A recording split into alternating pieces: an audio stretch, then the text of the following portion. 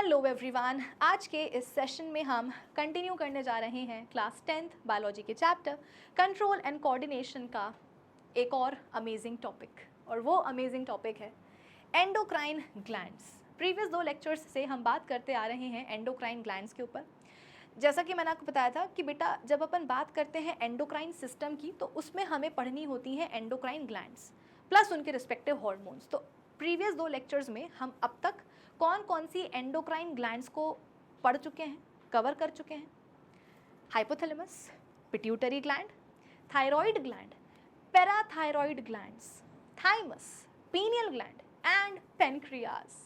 तो अब तक बेटा इस टॉपिक में हम इन सारी एंडोक्राइन ग्लैंड्स को पढ़ चुके हैं। इनफैक्ट जो इनके रिस्पेक्टिव हार्मोन्स होता है ना, वो एग्जैक्टली हमारी बॉडी में क्या फंक्शंस परफॉर्म करते हैं, ये भी मैं आपको अच्छे से एक्सप्लेन कर चुकी हूँ।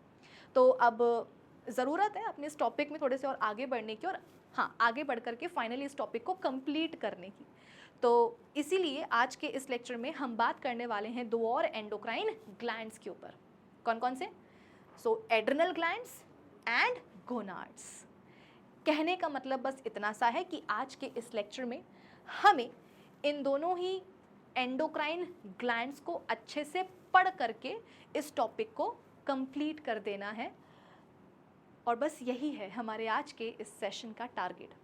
होपफुली आप सबको समझ में आया होगा। तो अब एक काम करते हैं, अपने इसी टारगेट को अचीव करने के लिए आइए करते हैं सेशन की शुरुआत। So this is Vibhuti Khare, welcome to definite success Pathshala, एक ऐसा प्लेटफॉर्म जहां पर आपको प्रोवाइड करवाई जाती है एकदम क्वालिटी एजुकेशन, एक ऐसा प्लेटफॉर्म जहां पर एक चीज़ डेफिनेट है और वो है आप सभी की सक्सेस। तो इसी अच्छी बात से हम शुरू कर लेते हैं आज का हमारा ये सेशन, जहां पर हम बात करेंगे एड्रिनल ग्लैंड्स के ऊपर और फिर बात कर लेंगे गोनाड्स के ऊपर भी। ओके, चलो आ जाओ फिर फटाफट से हम अपने आज के सेशन की कहानी को शुरू करते हैं। और हाँ, कहानी की शुरुआत कहाँ से होगी? जैसे कि मैंने आपको बताया है, एड्रिनल ग्लैंड्स के साथ। सबसे पहले पढ़ लेंगे एड्रिनल ग्लैंड्स को और फिर गोनाड्स भी मैं आपको पढ़ा दूंगी, समझा दूंगी, ठीक है? अब देखो, मैं बार बार बोल रही हूँ एड्रिनल ग्लैंड्स। इसका मतलब क्या है कि हर इंसान के शरीर में 2 एड्रिनल ग्लैंड्स पाई जाती हैं, ठीक है? तो यहाँ पर मैं लिख दूँ 2 इन नंबर, 2 इन नंबर। ओके, अब अगला सवाल जो तुम्हारे दिमाग में चल रहा होगा कि मैम चलो ठीक है, मान लिया कि हर इंसान के शरीर में 2 एड्रिनल ग्लैंड्स पाई जाती हैं, बट एग्जैक्टली बॉडी में कहाँ पाई जाती है, मतलब कि लोकेशन क्या है? तो आ जाओ, वो भी तुमको मैं समझा देती हूँ। बेटा किडनीज के बारे में अपन पढ़ाई कर चुके हैं प्रीवियस चैप्टर में, है ना? अरे, लाइफ प्रोसेसेस चैप्टर में किडनीज के बारे में पढ़ चुके हैं ना अपन। कोई ऐसा बच्चा जो बोले कि मैम किडनीज क्या होती हैं, मुझे तो आज तक किसी ने बताया ही नहीं है। बेटा बताया होगा, तुमने सुना नहीं होगा, ठीक है? तो यहाँ देखो, ये 2 किडनीज होती हैं हर इंसान के पास। बेटा 2 किडनीज होती हैं और इन दोनों ही किडनीज के ऊपर बेटा एक एक एड्रिनल ग्लैंड बैठी होती है, लाइक दिस। ये देखो, ये वाली किडनी के ऊपर बैठी हुई है एक एड्रिनल ग्लैंड, और ये वाली किडनी के ऊपर भी बैठी हुई है एक और एड्रिनल ग्लैंड। तो हर इंसान के पास 2 किडनीज हैं, हर इंसान के पास 2 एड्रिनल ग्लैंड्स भी हैं। लोकेशन समझ में आ गई कि हर एक किडनी के ऊपर एक एक एड्रिनल ग्लैंड बैठी होती है, ठीक है? तो मैं ये मान के चलती हूँ कि आपको लोकेशन क्लियर हो गई होगी, ठीक है? अब अगर हम शेप की बात करें बेटा, तो रफली ट्रायंगुलर शेप अपन बोल सकते हैं कि एड्रिनल ग्लैंड्स का शेप कैसा होता है, रफली ट्रायंगुलर। तो ये बात भी मैं लिख देती हूँ कि रफली ट्रायंगुलर इन शेप, ठीक है? अब ये सब तो ऊपर ऊपर की बातें हो गई, थोड़े अंदर घुसते हैं। बेटा जब आप एक एड्रिनल ग्लैंड के अंदर घुसोगे ना, तो आपको रियलाइज होगा कि यार इसके तो 2 पार्ट्स हैं। क्या बोला मैंने? कि जब आप एक एड्रिनल ग्लैंड के अंदर घुसोगे, सपोज ये वाली एड्रिनल ग्लैंड को आप ऐसे अंदर से झांक के देख रहे हो, तो आपको इसके 2 पार्ट्स नजर आएंगे। एक होगा बाहर वाला पार्ट, मतलब कि आउटर पार्ट, और एक होगा अंदर वाला पार्ट, मतलब कि इनर पार्ट। अब आप बोलोगे कि मैम आप तो बात बता रहे हो ये वाली एड्रिनल ग्लैंड की, इसका क्या होगा? क्या इसके 3 पार्ट हैं या 4 पार्ट हैं या 2 ही पार्ट हैं, मतलब क्या है? देखो बेटा, जो कहानी मैं तुमको एक एड्रिनल ग्लैंड की बता रही हूँ ना, वही कहानी दूसरी एड्रिनल ग्लैंड की भी होगी ना, कुछ अलग थोड़ी ना होने वाला है दूसरी वाली में, है ना। जो कहानी एक एड्रिनल ग्लैंड की है वही कहानी दूसरी की भी होगी। इतना समझ में आया? तो मैंने क्या समझाया कि एक एड्रिनल ग्लैंड के बेटा दो पार्ट्स होते हैं, outer part and inner part. मैं लिख देती हूँ यहाँ पर कि each adrenal gland has two parts, outer part and inner part. अब क्योंकि दो अलग अलग पार्ट हैं बेटा, तो डिफ्रेंसिएशन के लिए इनके अलग अलग नाम भी होने चाहिए। तो आउटर पार्ट का नाम होता है कॉर्टेक्स। क्या नाम होता है? कॉर्टेक्स। और इनर पार्ट का नाम होता है, ये पार्ट्स क्यों हो गया, पार्ट होना चाहिए, हाँ, इनर पार्ट का नाम होता है मेड्यूला। नाम है बेटा, नाम तो तुमको देखो याद करने ही पड़ेंगे, तुम्हारे पास कोई और ऑप्शन है नहीं। इतना समझ में आया कि हर एक एड्रिनल ग्लैंड के दो पार्ट्स होते हैं, एक बाहर वाला पार्ट, एक अंदर वाला पार्ट। बाहर वाले पार्ट को अपन बोलते हैं कॉर्टेक्स और अंदर वाले पार्ट को अपन बोलते हैं मेड्यूला। अब फिलहाल के लिए अपन बात करते हैं कॉर्टेक्स के ऊपर, इसके बारे में पढ़ाई कर लें, फिर मैं आपको मेड्यूला के बारे में भी समझा दूंगी, ठीक है। अब देखो बेटा, ऐसा है कि कॉर्टेक्स रीजन से ढेर सारे हार्मोन्स निकलते हैं, यानी कि हमारी जो एड्रिनल ग्लैंड का कॉर्टेक्स पार्ट या जो कॉर्टेक्स रीजन होता है ना, ये बहुत सारे हार्मोन्स सेक्रीट करता है, बहुत सारे करता है। तो उन सारे ही हार्मोन्स को हम मेजरली डिवाइड कर देते हैं तीन कैटेगरीज में। मैं यहाँ पर लिख देती हूँ कि कॉर्टेक्स रीजन से बहुत सारे हार्मोन्स बेटा सेक्रीट होते हैं, लेकिन अब कुछ ना कुछ तो करना पड़ेगा ना, सिंप्लीफाई करना पड़ेगा पढ़ाई करने के लिए।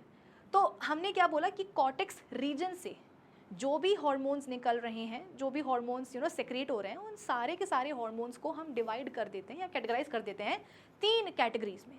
कौन सी होती हैं वो तीन कैटेगरीज?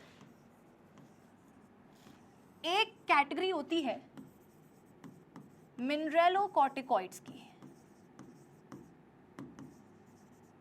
ठीक है, एक कैटेगरी होती है मिनरेलोकॉर्टिकॉइड्स की, दूसरी कैटेगरी होती है ग्लूकोकॉर्टिकॉइड्स, ग्लूकोकॉर्टिकॉइड्स, और तीसरी कैटेगरी होती है सेक्स कॉर्टिकॉइड्स, सेक्स कॉर्टिकॉइड्स, ठीक है। पहली बार जिंदगी में आप ये नाम सुन रहे हैं तो अजीब सा लग रहा होगा, डर भी लग रहा होगा कि मैम ये कैसे नाम है, नाम ही इतने अजीब हैं, तो जब आप इनके काम बताओगी तो फिर सब कुछ सर के ऊपर से निकलेगा। ऐसा नहीं है, जीवन में पहली बार ये नाम सुन रहे हो, पढ़ रहे हो, देख रहे हो, तो थोड़ा सा अजीब लग सकता है, सबको लगेगा, लेकिन हाँ, एक दो बार अगर आप रिवाइज करोगे ना तो नाम याद हो जाएंगे, इतने मुश्किल नहीं है। भाई मुझे हो सकते हैं तो आपको क्यों नहीं हो सकते, ये भी तो सोचो ना। तो हमने क्या देखा कि कॉर्टेक्स रीजन से जो भी हार्मोन्स सेक्रेट होते हैं उनको अपन ब्रॉडली कैटेगराइज कर देते हैं इन तीनों कैटेगरीज में। एक कैटेगरी होती है मिनरेलोकॉर्टिकॉइड्स की, एक होती है ग्लूकोकॉर्टिकॉइड्स की, और एक कैटेगरी होती है सेक्स कॉर्टिकॉइड्स की। आपकी एनसीईआरटी सेक्स कॉर्टिकॉइड्स के बारे में कुछ नहीं बोलती है।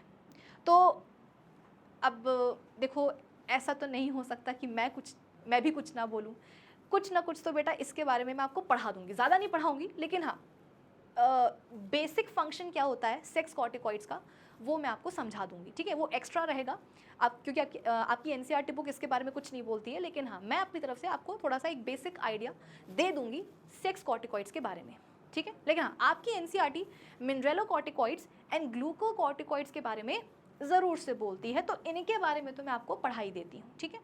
शुरुआत करते हैं अपन बेटा मिनरेलोकॉर्टिकॉइड्स के साथ।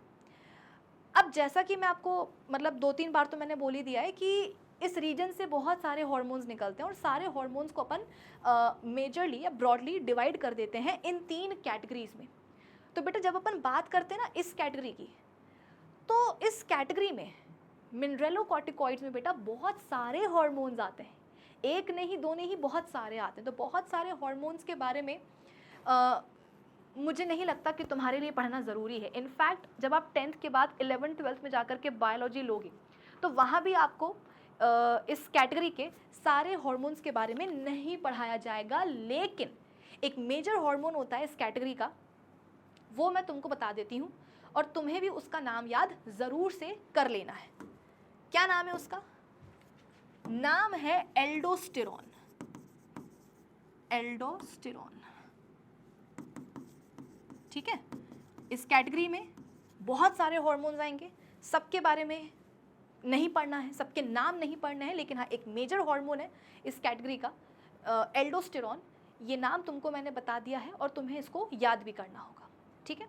सो बेसिकली एल्डोस्टेरॉन क्या है? एक मिनरलोकॉर्टिकॉइड है। इतना समझ में आया? ठीक वैसे ही जब अपन बात करते हैं बेटा ग्लूकोकॉर्टिकॉइड्स की, तो यहाँ पर भी बहुत सारे हॉर्मोन्स आएंगे, लेकिन सबके बारे में मैं नहीं पढ़ाऊंगी। लेकिन हाँ एक मेजर हार्मोन है इस कैटेगरी का जो तुम्हें याद रखना होगा। क्या नाम है उसका? कॉर्टिसोल। क्या नाम है? कॉर्टिसोल। इसको अपन स्ट्रेस हार्मोन भी बोलते हैं। मतलब कि जब भी तुम्हारी बॉडी में किसी भी तरह का स्ट्रेस आ जाता है तो ये सबसे पहले आकर के अपना चमत्कार दिखाएगा, ठीक है। अब आप बोलोगे कि मैम स्ट्रेस कैसा स्ट्रेस? प्रिया ने मेरे मैसेज का 2 दिन से रिप्लाई नहीं दिया है, कहीं उसको कुछ हो तो नहीं गया, कहीं वो मुझसे नाराज़ तो नहीं है? नहीं बेटा, मैं ये वाले स्ट्रेस की बात नहीं कर रही हूँ। जैसे अभी लाइन से कुछ फेस्टिवल्स आ रहे हैं, ठीक है। घर में कई लोग व्रत रखते हैं, फास्ट रखते हैं, ठीक है। तो अगर तुम फास्ट रखते हो, अगर तुम व्रत रखते हो, उपवास करते हो, तो बेटा वो भी तुम्हारी बॉडी के लिए एक स्ट्रेस ही होता है। आप बोलोगे कि मैम कैसे? देखो, हर दिन तो तुम बिल्कुल ही सुबह सो कर के उठते साथ ही खाने बैठ जाते हो कि मम्मी ब्रेकफास्ट दो, फिर मम्मी लंच भी दो, फिर मम्मी डिनर भी दो, और इन सब के बीच में जो अलग अलग स्नैक्स आते हैं वो तो उसका तो कोई हिसाब रहता नहीं है। मतलब कि तुम पूरे दिन खाते हो।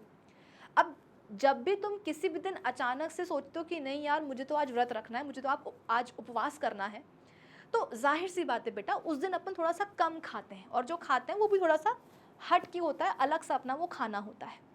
तो वो क्या है, तुम्हारी बॉडी के लिए एक छोटा सा स्ट्रेस है, ठीक है।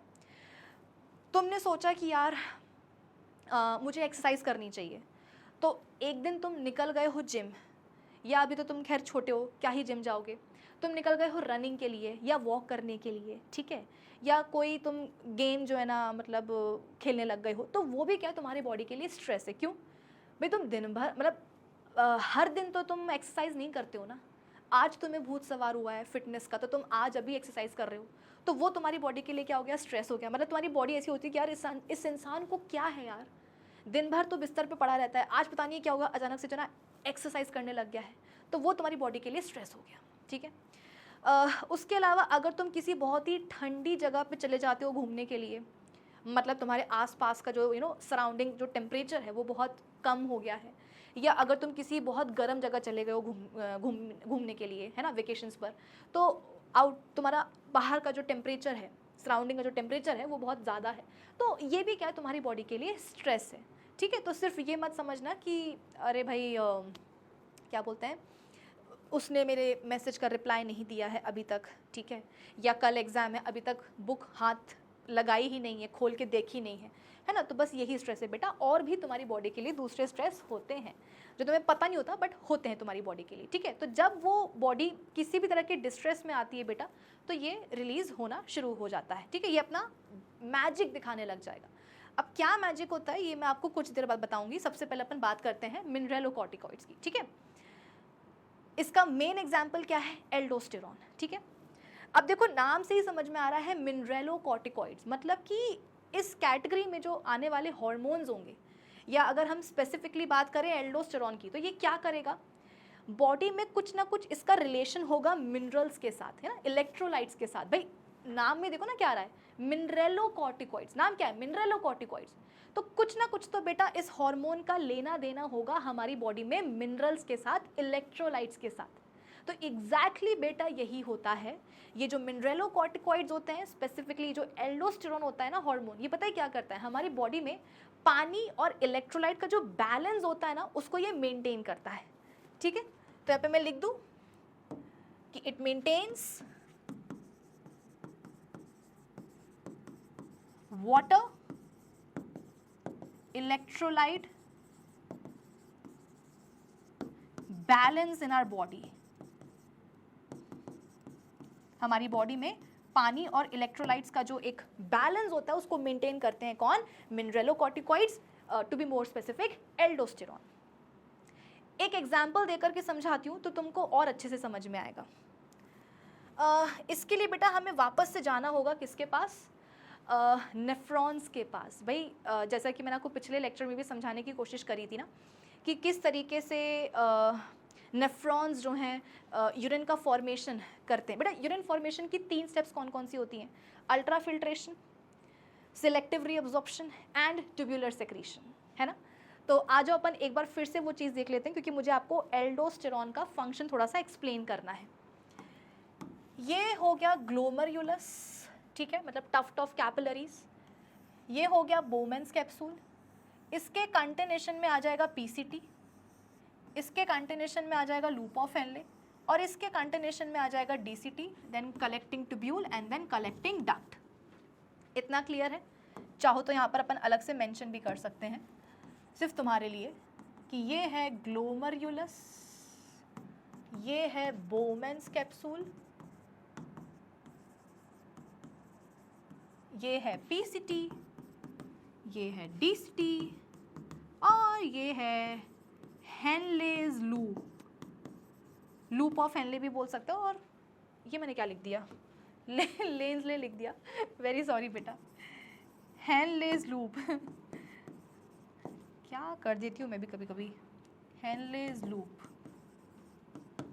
ठीक है, चल अब यहाँ से देखो क्या होता है बेटा, ग्लोमेरुलर कैपिलरीज में जो ब्लड फ्लो हो रहा होता है, ब्लड का ढेर सारा सामान कैपिलरीज की वॉल को क्रॉस करके कहाँ आ जाता है, वो आ जाता है यहाँ बोमेन्स कैप्सूल में, है ना। पूरा पूरा बेटा ब्लड नहीं आएगा ब्लड का, लेकिन हाँ मेजर सामान जो है, मेजर कंपोनेंट्स जो हैं वो कैपिलरीज की वॉल को क्रॉस करके कहाँ आ जाते हैं, इस बोमेन्स कैप्सूल में आ जाते हैं। और इसी प्रोसेस को अपन क्या बोल देते हैं, अल्ट्रा फिल्ट्रेशन बोल देते हैं। ठीक है, और यहाँ पर जो सामान आया है उसको अपन क्या बोल देते हैं, ग्लोमेरुलर फिल्ट्रेट, या सिंपल बोल दो आप तो क्या, फिल्ट्रेट। ठीक है, यहाँ पर क्या आ गया बेटा, फिल्ट्रेट आ गया। अब इस फिल्ट्रेट में क्या क्या होगा, नाइट्रोजनस वेस्ट होगा, यूरिया, यूरिक एसिड, ठीक है, ग्लूकोज भी होता है, ढेर सारा पानी होता है, कुछ छोटे मोटे अमीनो एसिड्स भी होते हैं, कुछ आयंस भी होते हैं, सॉल्ट्स भी होते हैं, लाइक दैट। ठीक है, तो ये फिल्ट्रेट बेटा कहाँ आ गया है, अभी बोमेन्स कैप्सूल में आ गया है। और फिल्ट्रेट में एग्जैक्टली क्या क्या होता है वो तुमको मैंने अभी अभी समझाया। ठीक है, अब ये फिल्ट्रेट बेटा बोमेन्स कैप्सूल में आया है तो ये ज़िंदगी भर यहाँ तो रहेगा नहीं, ये आगे बढ़ेगा कि नहीं बढ़ेगा। अब ये फिल्ट्रेट बेटा कहाँ जाएगा, ये फिल्ट्रेट जाएगा बोमेन्स कैप्सूल से निकल करके पीसीटी में, पीसीटी से कहाँ आगे बढ़ेगा, लूप ऑफ हेनले में। तो जैसे जैसे बेटा फिल्ट्रेट आगे बढ़ता है पीसीटी से लूप ऑफ हेनले में जाता है, तो ये पीसीटी और ये लूप ऑफ हेनले जो है इनको रियलाइज़ होता है कि यार हमारे थ्रू जो ये फिल्ट्रेट जा रहा है इसमें तो बहुत सारी चीज़ें काम की हैं, जैसे कि ग्लूकोज काम का है, इतना सारा जो पानी निकल रहा है, इतने सारे पानी को भी निकलने की ज़रूरत नहीं है, मतलब पानी को भी क्या करना पड़ेगा, वापस से लेना पड़ेगा, है ना। कुछ अमीनो एसिड्स हैं, कुछ कुछ आयंस हैं, मतलब कुछ इंपॉर्टेंट चीज़ें भी हैं, कुछ यूज़फुल चीज़ें भी हैं इस फिल्ट्रेट में, जो बिल्कुल कतई जो है बॉडी के बाहर निकलने की कोशिश कर रही है, लेकिन इनको हम बाहर निकलने नहीं देंगे, इनको हम वापस से क्या करेंगे, उठा करके ब्लड कैपिलरीज के ब्लड में डाल देंगे।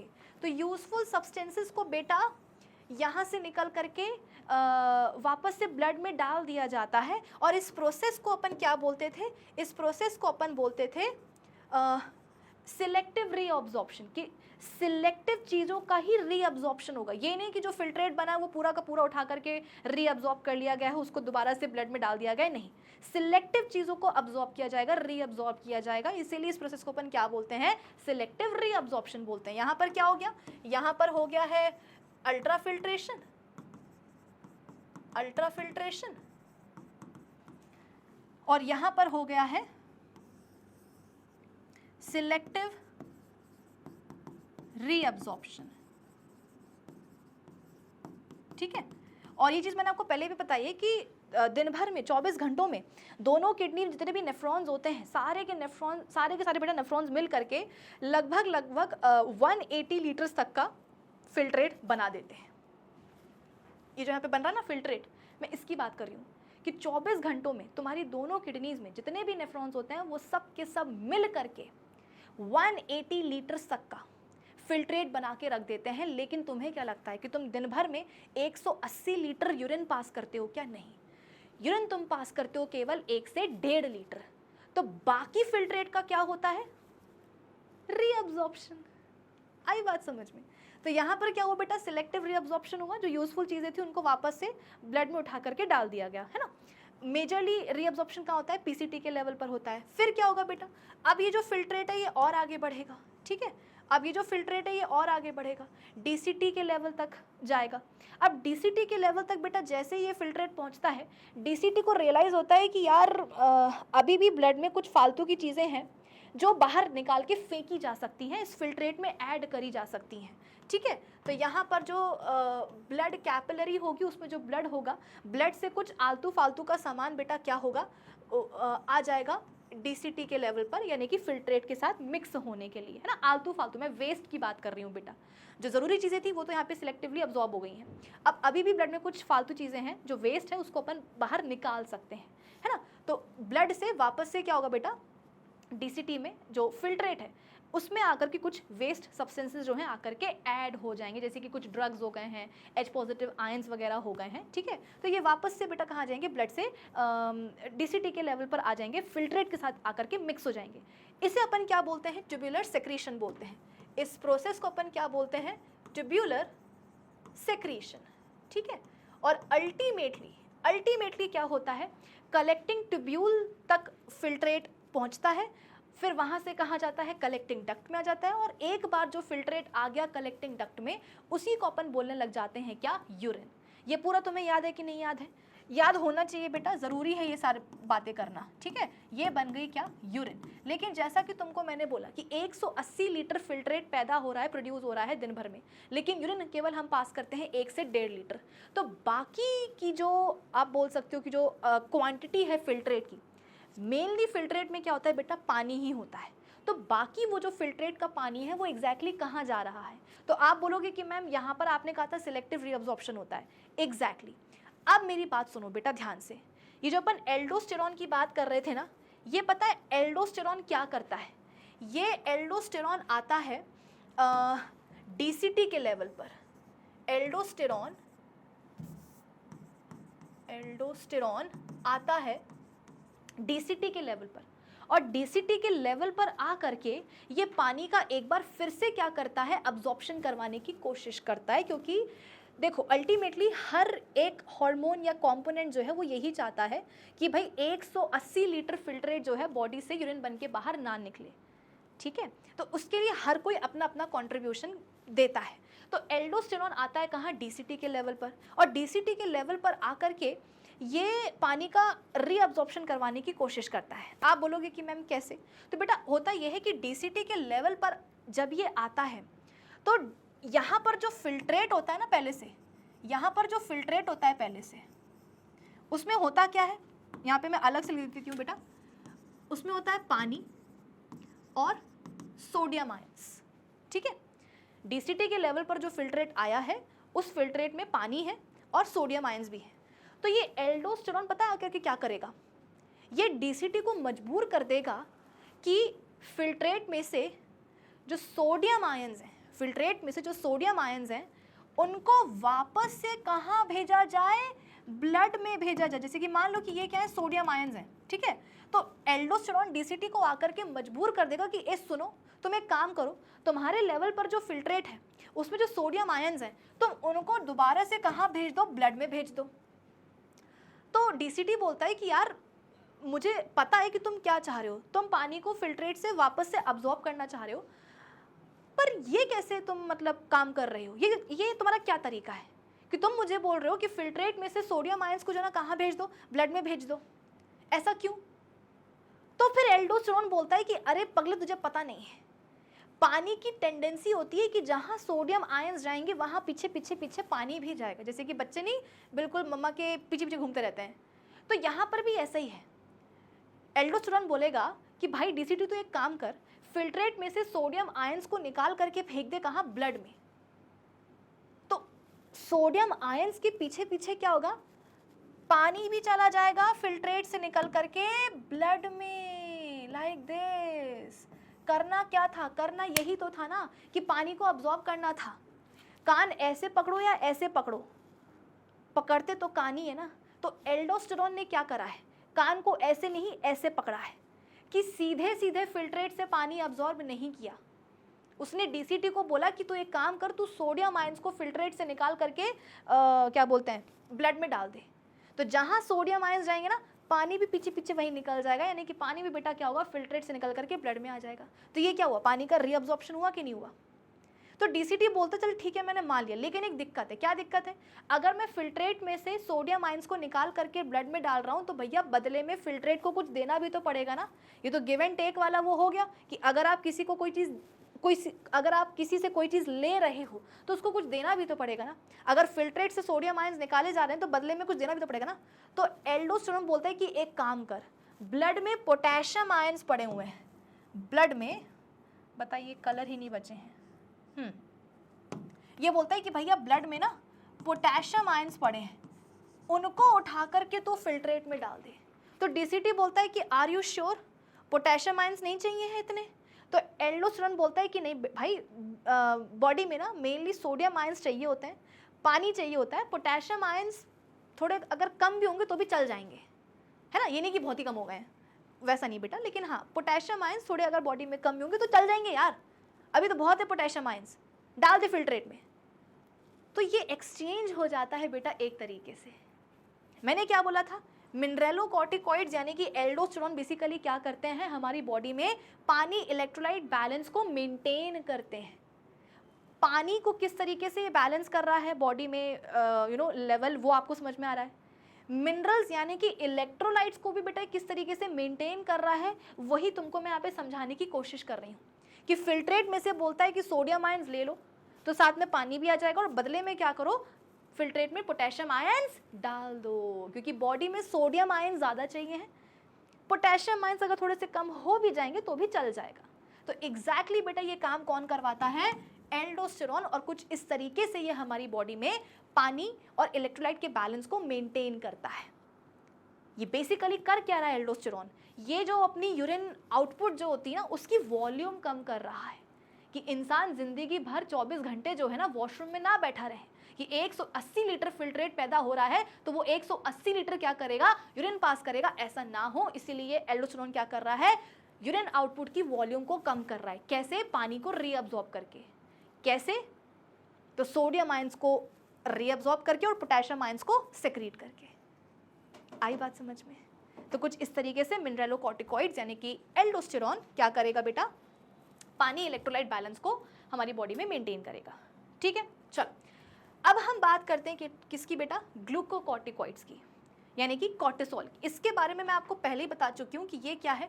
इसको अपन बोलते हैं स्ट्रेस हार्मोन, कि जहाँ आपकी बॉडी में आपकी बॉडी थोड़ी भी डिस्ट्रेस में आई, ये मतलब ऐसा नहीं कि बॉडी में रिलीज होते नहीं है, होते रहते हैं, लेकिन जहाँ बॉडी में किसी भी तरह का डिस्ट्रेस आया, ये ज़्यादा क्वांटिटी में जो है बेटा आप बोल सकते हो कि सेक्रीट होने लग जाते हैं। ठीक है, अब इनका काम क्या होता है, आजो वो बता देती हूँ मैं आपको। देखो नाम से ही समझ में आ रहा है ग्लूकोकॉर्टिकॉइड्स, यानी कि ये जो हार्मोन्स होंगे स्पेसिफिकली कॉर्टिसोल, ये कुछ ना कुछ तो ग्लूकोज के साथ करेगा। जैसे कि यहाँ पर था मिनरेलोकॉर्टिकॉइड्स, तो ये क्या कर रहे थे, पानी में जो हमारी बॉडी में जो मिनरल्स हैं, जो इलेक्ट्रोलाइट्स हैं, उनके साथ ये कुछ अपना क्या बोलते हैं मैजिक दिखा रहे थे, उनके ऊपर अपना कुछ मैजिक दिखा रहे थे। ठीक वैसे ही ग्लूकोकॉर्टिकॉइड्स में वर्ड क्या है, ग्लूको, है ना, ग्लूको। तो ये हार्मोन्स जो हैं, ये जो कॉर्टिसोल जो है, ये कुछ ना कुछ तो बेटा करेगा ना बॉडी में, जो ब्लड में जो ग्लूकोज है उसके साथ क्या करेगा, आज मैं बताती हूँ। देखो जैसे मम्मी का नहीं होता कि बच्चे ने शैतानी करी, ठीक है, बच्चे ने शैतानी करी तो मम्मी ने जाके उसको पिटाई कर दी, ठीक है, अब बच्चा रो रहा है, मम्मी को गुस्सा आया तो उन्हें पिटाई कर दी, लेकिन अब बच्चा जब रो रहा है तो मम्मी से वो भी देखा नहीं जा रहा, तो मम्मी क्या करती हैं, अभी मम्मी का गुस्सा शांत हुआ नहीं है, मम्मी को गुस्सा शांत तब होगा जब वो शिकायत लगा देंगे शाम को किसको, पापा को, ठीक है। तो गुस्से में तो वो अभी भी हैं, लेकिन उनको बुरा लग रहा है कि बच्चा रो रहा है उनका, तो वो क्या करेंगी, कुछ खाने को दे देंगी। अब बच्चा भूखा हो ना भूखा हो उससे फर्क नहीं है, ये है कि बच्चा रो रहा है, उस पर गुस्सा आई है, उसकी पिटाई कर दी है, अब उसको चुप भी करवाना है, लेकिन गुस्सा भी है, हम तो प्यार नहीं कर सकते, तो क्या करेंगे, कुछ खाने को दे देंगे, लेकिन खा, कि तुम खा लो और किसी तरीके से रोना बंद कर दो। ऐसा होता है कि नहीं होता? ये जो कॉर्टिसोल है ना, ये एग्जैक्टली कुछ ऐसे ही बिहेव करता है। मैंने क्या बोला, जहां भी जैसे भी तुम्हारी बॉडी में थोड़ा सा भी स्ट्रेस आता है, जैसे तुम्हारी बॉडी थोड़ी सी भी डिस्ट्रेस में आती है, ये एक्शन में आ जाता है। ये पता है क्या करता है, ये तुम्हारी बॉडी के जो सेल्स होते हैं उनको जाकर के आप ये बोल सकते हो कि ग्लूकोज जो है खिलाने लग जाता है। अब तुमको ये पता है कि तुम्हारे बॉडी सेल्स को ग्लूकोज चाहिए, तुम्हारे बॉडी सेल्स को अरे ग्लूकोज चाहिए कि नहीं चाहिए बेटा, सेलुलर वो रेस्पिरेशन करना होता है ना, तुम्हारे बॉडी सेल्स क्या करते हैं, ग्लूकोज को लेकर के तोड़ते हैं पायरोवेट में, फिर ऑक्सीजन आती है वो और तोड़ देती है पायरोवेट को, किसमें, कार्बन डाइऑक्साइड में, पानी में निकलती है एनर्जी, है ना, उसको अपन क्या बोलते हैं, सेलुलर रेस्पिरेशन। तो वैसे भी तुम्हारे बॉडी के सेल्स को ग्लूकोज तो चाहिए ही है, और जहां तुम्हारी बॉडी में कोई स्ट्रेस आया तो ये कॉर्टिसोल पता है आकर के क्या करेगा, तुम्हारे बॉडी के सेल्स को और ग्लूकोज खिलाएगा। आप बोलोगे कि मैम क्यों, तो इसका ऐसा मानना होता है कि यार देखो बॉडी में स्ट्रेस है, ठीक है, और जब बॉडी में स्ट्रेस होता है, जैसे कि मम्मी को जब कभी कभी स्ट्रेस होता है ना, तो वो और ज़्यादा काम करने लग जाती हैं। जैसे कि सपोज गेस्ट आ रहे हैं घर पे, पहले से बता करके गेस्ट आ रहे हैं, ठीक है, अब मम्मी उस बात की टेंशन करने लग जाती हैं, वो स्ट्रेस ले लेते हैं कि ओ माय गॉड मेहमान आ रहे हैं।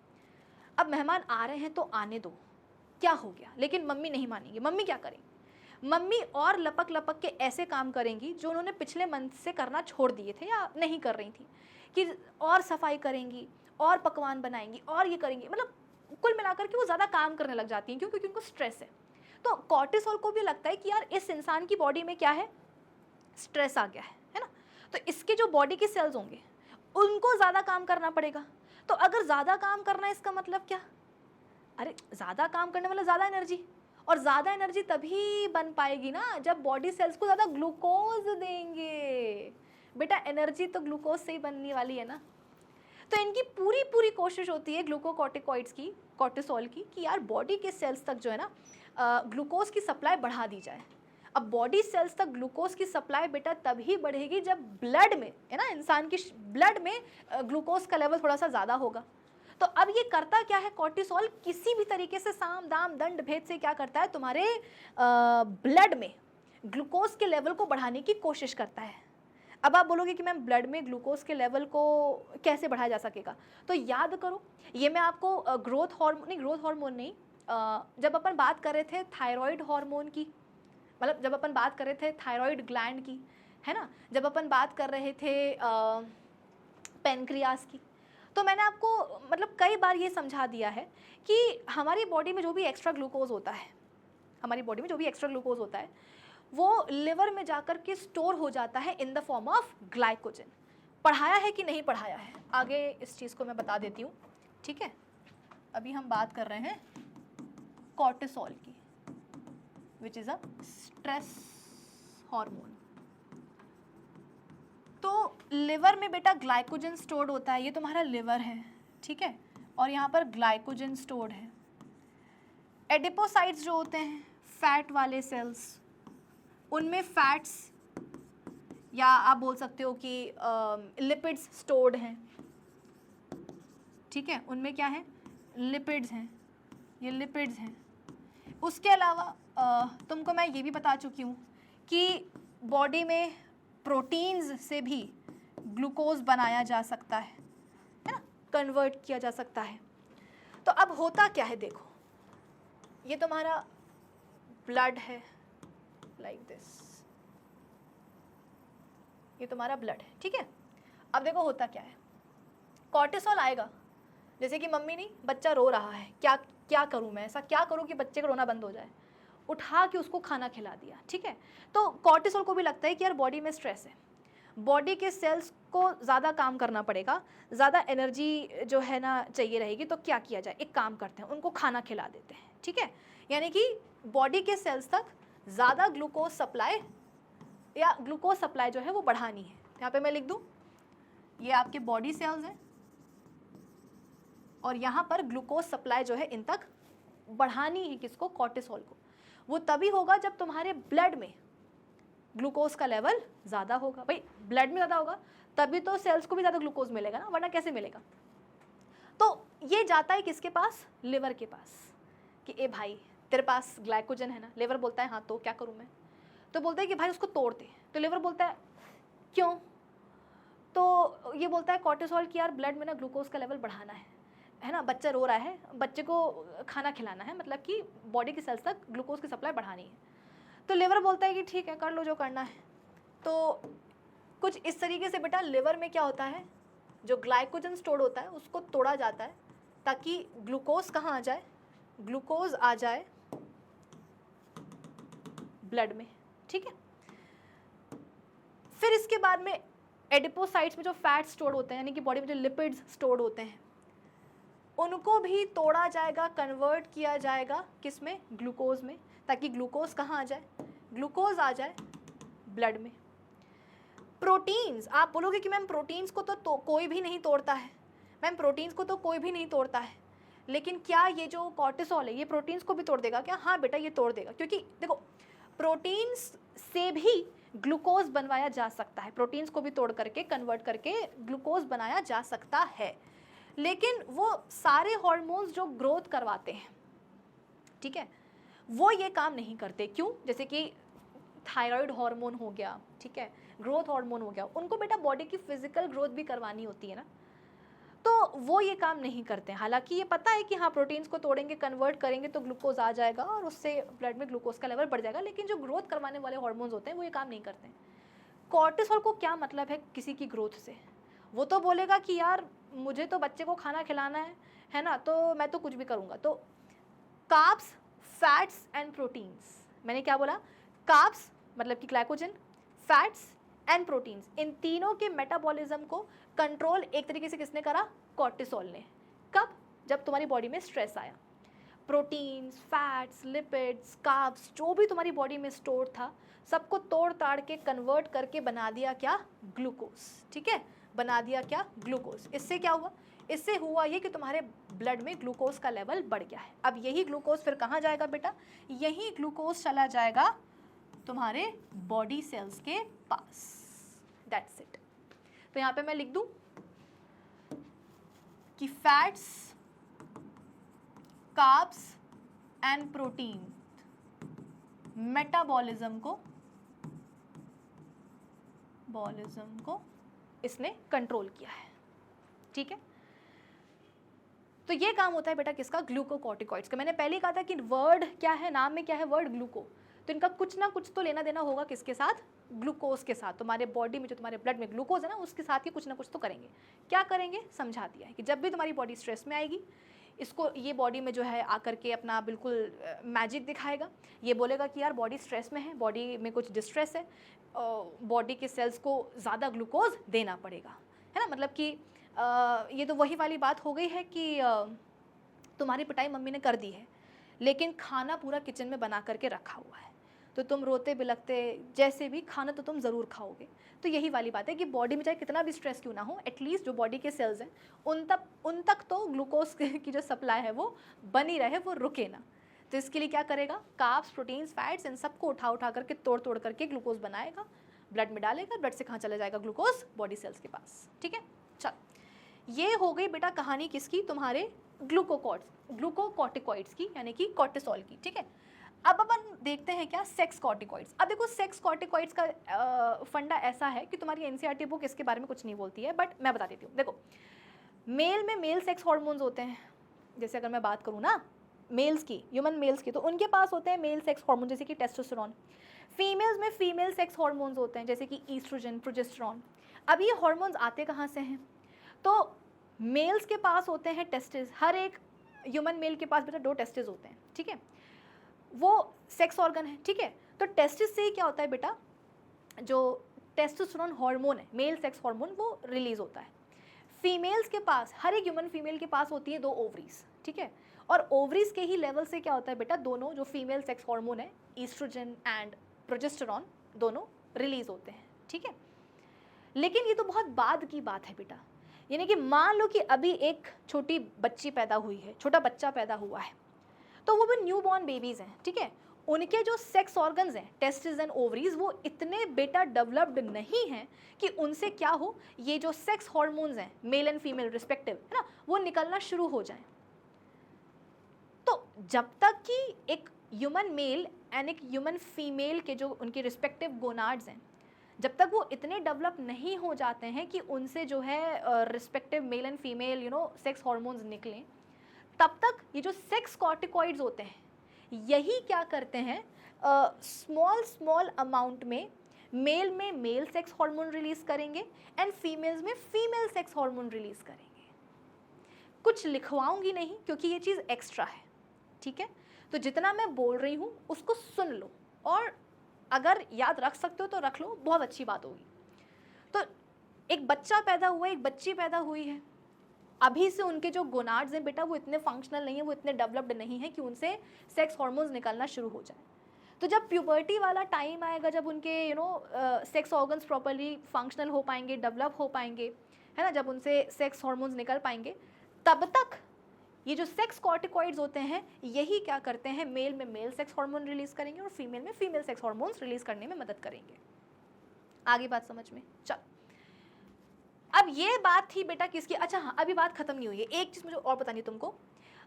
आपको याद होगा अपन ने हाइपोथैलेमस से पढ़ा था, एक हार्मोन निकलता है ACTH, एड्रेनोकॉर्टिकोट्रोफिक हार्मोन रिलीजिंग हार्मोन, ठीक है। ये हाइपोथैलेमस था, ये पिट्यूटरी ग्लैंड का एंटीरियर लोब था, ठीक है। हाइपोथैलेमस से बेटा, दिस इज योर हाइपोथैलेमस, ठीक है, यहाँ से आता था एक हार्मोन जिसका नाम था ACTH, RH, क्योंकि हाइपोथैलेमस से आ रहा है तो कुछ ना कुछ तो या तो इनहिबिटिंग होगा या रिलीजिंग हार्मोन होगा, है ना।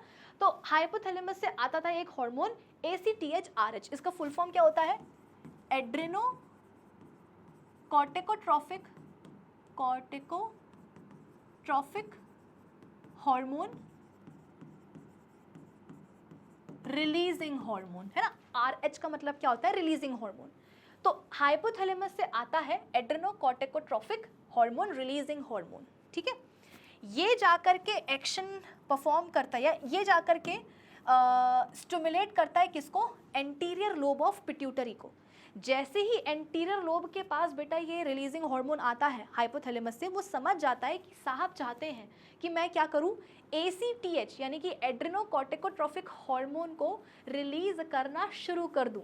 तो होता क्या है, एंटीरियर पिट्यूटरी से फिर निकलता है ACTH मतलब एड्रेनोकॉर्टिकोट्रोफिक हार्मोन, और ये हार्मोन जाएगा कहाँ, ये जाएगा दोनों ही एड्रेनल ग्लैंड्स के कॉर्टेक्स रीजन में, और वहां पर जाकर के ये कॉर्टेक्स रीजन को स्टिमुलेट करेगा ताकि कॉर्टेक्स रीजन इतने सारे हार्मोन्स को सेक्रीट करना शुरू करें। आई बात समझ में, लिंक बना पाए कि हाइपोथैलेमस से आया ACTH releasing hormone, anterior lobe पर आया, एंटीरियर लोब ने क्या करा, ACTH को सेक्रीट करना शुरू करा। ACTH क्या करेगा, जाकर के दोनों ही एड्रेनल ग्लैंड्स के जो कॉर्टेक्स रीजन होते हैं, ठीक है, उनको जाकर के ये स्टिमुलेट करेगा। जहाँ इसका ये स्टिमुलेट हुआ बेटा कॉर्टेक्स रीजन, ये जो है डिफरेंट हार्मोन्स निकालना शुरू कर देता है, जिनको अपन ब्रॉडली इन 3 कैटेगरीज में कैटेगराइज कर देते हैं उठा करके। आगे तुम्हें बात समझ में, ठीक है।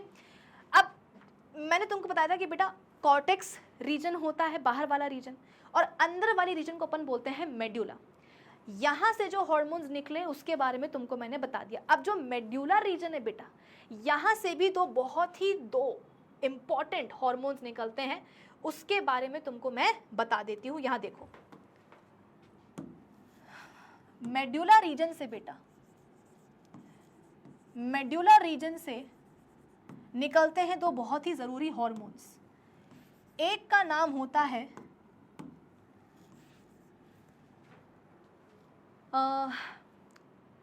एपिनेफ्रिन,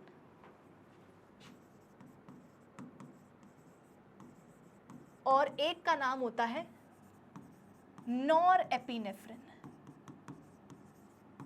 ऐसा लग रहा होगा कि मैम ये एपिनेफ्रिन है, ये नॉरएपिनेफ्रिन है, तो कहीं इनके जो फंक्शंस हैं वो कहीं ऑपोजिट तो नहीं है, है ना, एंटागोनिस्ट तो नहीं है ये कहीं एक दूसरे के साथ, जबकि ऐसा नहीं है। ठीक है, ये नाम इनके थोड़े ऐसे हैं लेकिन बेटा ये काम एक साथ परफॉर्म करते हैं। अच्छा हाँ, इनके एक और नाम और होते हैं, क्या बोलते हैं इसको, एपिनेफ्रिन को बेटा, ठीक है, यहाँ पर देखो, एपिनेफ्रिन को एड्रेनलिन के नाम से भी अपन जानते हैं, एड्रेनलिन के नाम से अपन जानते हैं।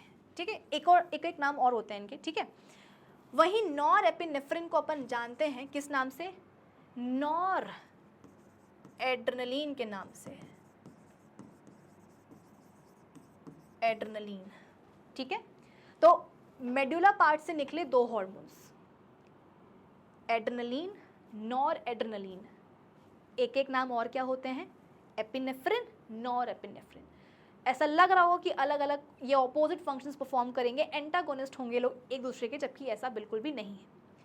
इन दोनों ही हार्मोन्स को बेटा अपन मिला करके पता है क्या बोलते हैं, इमरजेंसी हार्मोन्स। बेटा इस चीज़ को ना तुम लोग प्लीज़ बहुत ध्यान से समझना, क्योंकि एक दो बार बोर्ड एग्जाम में इसके ऊपर सवाल आ चुका है। कई बार बच्चे बोलते हैं कि मैम आपने ज़्यादा पढ़ाया है, इतने ग्लैंड्स, इतने हार्मोन्स के हमारे लिए फंक्शन जानना ज़रूरी नहीं है। लेकिन बेटा जब बोर्ड एग्जाम में सवाल आता है ना तो बच्चे वहाँ पर घूम जाते हैं कि मैम ये तो हमें कुछ पल्ले ही नहीं पड़ा। सिलेबस में एनसीईआरटी बुक में तो एक सवाल है स्क्वेरल के ऊपर है, कि एक स्क्वेरल मतलब कि गिलहरी जो है अचानक से कुछ अपना एक वो देख लेती है, मतलब कोई शिकारी देख लेती है, ऐसा कुछ तो भी है, मतलब वो एक स्कैरी सिचुएशन में बेसिकली स्क्वेरल जो है वो फंस जाती है, एक डरावनी सिचुएशन में वो फंस जाती है। तो बताओ ज़रा उसके बॉडी में एग्जैक्टली क्या क्या चेंजेस होंगे जो हार्मोन लेकर के आएंगे। अब मुझे बताओ तुम इस सवाल का जवाब क्या दोगे। तो बात ये है बेटा कि एक स्क्वेरल, या अगर आप एक इंसान की बात करो, तो जब हम किसी स्कैरी सिचुएशन में फंसते हैं ना तो हमारी बॉडी में ये दो इमरजेंसी हार्मोन्स निकलना शुरू हो जाते हैं, और फिर ये जो बॉडी में चेंजेस लेकर के आते हैं, आपसे बोर्ड एग्जाम में उन्हीं चेंजेस के बारे में पूछा जाता है कि बेटा PYQ है। ठीक है, इसलिए ध्यान से सुनना। तो जब भी हमारी बॉडी में, मतलब हम जब भी किसी स्कैरी या किसी भी इमरजेंसी सिचुएशन में फंसते हैं तो ये दोनों हार्मोन्स हमारी बॉडी में थोड़े ज़्यादा से निकलने जो है शुरू हो जाते हैं, एड्रेनलिन एंड नॉरएड्रेनलिन, और इसीलिए इनको अपन क्या बोल देते हैं, इमरजेंसी हार्मोन्स बोल देते हैं, क्योंकि ये इमरजेंसी सिचुएशन में ही हमारी बॉडी में ज़्यादा रिलीज़ होते हैं और अपना एक्शन परफॉर्म करते हैं। ठीक है, अब आप बोलोगे कि मैम ये दोनों करते क्या है, तो मेरी बात सुनो बेटा, इनको अपन एक और नाम से जानते हैं, 3F हार्मोन। अब आप बोलोगे कि मैम ये 3F का मतलब क्या होता है। बेटा 3F का मतलब होता है fight, flight and fear. Fight, flight and fear. Fear का मतलब डरना, फ्लाइट का मतलब भाग लेना वहां से, और फाइट का मतलब लड़ना। जैसे कि मान लो एक डॉगी तुम्हारे सामने आ रहा है, तुम्हारी तरफ भागता हुआ आ रहा है, ठीक है, अब वो तुम्हारे लिए क्या हो गई, एक इमरजेंसी सिचुएशन हो गई। भाई या तो तुम, भाई एकदम से तुम्हारे सामने से कुत्ता भागते हुए आगे बढ़ा तो तुम डरोगे कि नहीं डरोगे, ठीक है। फिर इसके बाद में तुम्हारे दिमाग में ख्याल आएगा कि एक काम करते हैं यार, यहाँ से भाग लेते हैं, भाई कुत्ता आ रहा है, काट ना ले, भाग लेते हैं। डर तो लग ही रहा है और भागने का भी विचार दिमाग में आएगा। और अगर कुत्ता बहुत नज़दीक है तो तुम ये भी सोचोगे कि यार अब भागने का टाइम नहीं है, वैसे भी हम भागेंगे तो कुत्ता हमें पकड़ ही लेगा ना, तो एक काम करते हैं, इससे लड़ते हैं, ठीक है, इसको पत्थर मारते हैं, इसको कुछ करते हैं, मतलब इससे लड़ते हैं अपन। तो जब भी अपन किसी इमरजेंसी सिचुएशन में फंसते हैं बेटा, अपने दिमाग में ये तीन विचार आते हैं, फाइट, फ्लाइट एंड फियर। और इस सब के बीच में क्या होता है, ये दोनों हार्मोन्स हमारी बॉडी में अपना एक्शन परफॉर्म करते हैं। जैसे कि मान लो तुमने किसी लड़के को एक थप्पड़, एक घूंसा जो है ना मार दिया था, मतलब तुम मस्त जो है ना उसको पीट के आए थे। अब अगले दिन क्या हुआ, तुम घर से अकेले निकले हो और तुमने देखा कि वो लड़का जिसको तुमने पीटा था वो आ रहा है, अकेला नहीं आ रहा है, 4-5 और अपने दोस्तों को, लड़कों को लेकर के आ रहा है। तो क्या होगा, अरे डर आएगा कि नहीं आएगा कि बाप रे कल तो ये अकेला था और मैं अपने दोस्तों के साथ था तो मैंने इसको जो है ना मार दिया था, अब मैं आज अकेला हूँ और ये आ रहा अपने दोस्तों को साथ लेकर के, तो जाहिर सी बात है प्यार तो करेगा नहीं आकर के, अरे पिटाई ही करेगा ना। तो डर आएगा तुम्हारे मन में, सोचोगे कि यार यहाँ से भाग जाते हैं, और फिर एक टाइम के लिए लगेगा कि यार एक काम करते हैं, पिटना तो है ही, है ना, पिटना तो है ही, तो एक काम करते हैं 2 खा लेंगे और 1 लगा भी देंगे, मतलब पिटाई तो होनी ही है। तो अगर भाग जाएंगे तो थोड़ी सी बेइज्जती हो जाएगी, तो एक काम करते हैं पिट लेते हैं, लेकिन थोड़ा सा पीट भी देंगे कि अगर 4 खाए हैं तो 2 मार के भी जाएंगे, है ना। तो ये फाइट करने का भी आपके पास ऑप्शन आता है। तो इस सिचुएशन में बेटा जो हार्मोन्स तुम्हारी बॉडी में निकलते हैं उन्हीं को अपन बोलते हैं क्या, emergency hormones, 3F hormones, adrenaline and noradrenaline, और you can say epinephrine and norepinephrine. आई बात समझ में? अब जरा सुनो एग्जैक्टली ये दोनों मिलकर के करते हैं क्या है तुम्हारी बॉडी में। जैसे कि जब तुम्हें डर लगता है बेटा तो तुम्हें पसीना आता है कि नहीं आता, है ना। मैं तुम्हें ये समझाने की कोशिश कर रही हूँ कि ये दोनों इमरजेंसी हार्मोन्स तुम्हारी बॉडी में क्या क्या चेंजेस लेकर के आते हैं इमरजेंसी या स्कैरी सिचुएशन में। ये बेटा स्वेटिंग कराते हैं, पसीना जो तुम्हें आने लग जाता है ना वो यही करवाते हैं, ठीक है, उस समय इमरजेंसी सिचुएशन में, ठीक है। तुम्हारे रोंगटे खड़े हो जाते हैं, गूज़बम्स आ जाते हैं, है ना। तो वो कौन लेके आता है, यही दोनों इमरजेंसी हार्मोन्स, ठीक है।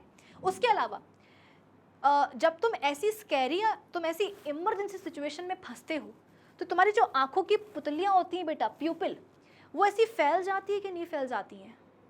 क्यों फैल जाती है, ताकि मतलब तुम अलर्ट मोड पर आ जाते हो ना, कि जैसे कि मान लो कि वो लड़का आ रहा है तुम्हें मारने के लिए, यहाँ से उसका एक दोस्त आ रहा है, यहाँ से भी तुम्हें मारने के लिए एक और दोस्त आ रहा है, तो तुम फाड़ फाड़ के अपनी आंखों को देखोगे, है ना, कि तुम्हें एकदम प्रॉपरली चीज़ें नज़र आएँ। ऐसा ना हो कि यहाँ से तुम एक इंसान से लड़ रहे हो, वहाँ से दूसरे इंसान ने आकर के तुम्हें मुक्का मार दिया, ऐसा ना हो, है ना, ऐसा ना हो। इसीलिए क्या होता है कि तुम बिल्कुल अपनी आंखें ऐसे खोल खोल करके फाड़ फाड़ करके देखते हो, ताकि ज़्यादा से ज़्यादा लाइट तुम्हारी आंखों के अंदर पहुँचे और तुमको एकदम क्लियरली ज़्यादा दिखाई दे। तो प्यूपिल्स क्या होती हैं बेटा, ऐसे डायलेट कर जाती है, फैल जाती हैं, ताकि तुम एकदम अलर्ट मोड में आ जाओ और तुमको एकदम प्रॉपरली दिखे। तो जो प्यूपिल डायलेशन हो रहा है बेटा वो कौन करते हैं, यही इमरजेंसी हार्मोन्स, ठीक है। तो प्यूपिलरी डायलेशन। उसके अलावा जब तुम किसी इमरजेंसी या स्कैरी सिचुएशन में फंसते हो तो या तो तुम्हें भागने का वहाँ से ख्याल आता है या तुम्हें लड़ने का ख्याल आता है। तो बेटा जब तुम भागोगे या तुम लड़ोगे तो बेसिकली तुम किसका इस्तेमाल करोगे, अपने हाथ पाँव का। भाई अगर भागना है तो तुम अपने पाँव का इस्तेमाल करोगे, अगर लड़ना है तो हाथ और पाँव दोनों का इस्तेमाल करोगे, यानी कि तुम बेसिकली इस्तेमाल करोगे अपने हाथ पाँव की मसल्स का, यानी कि स्केलेटल मसल्स का।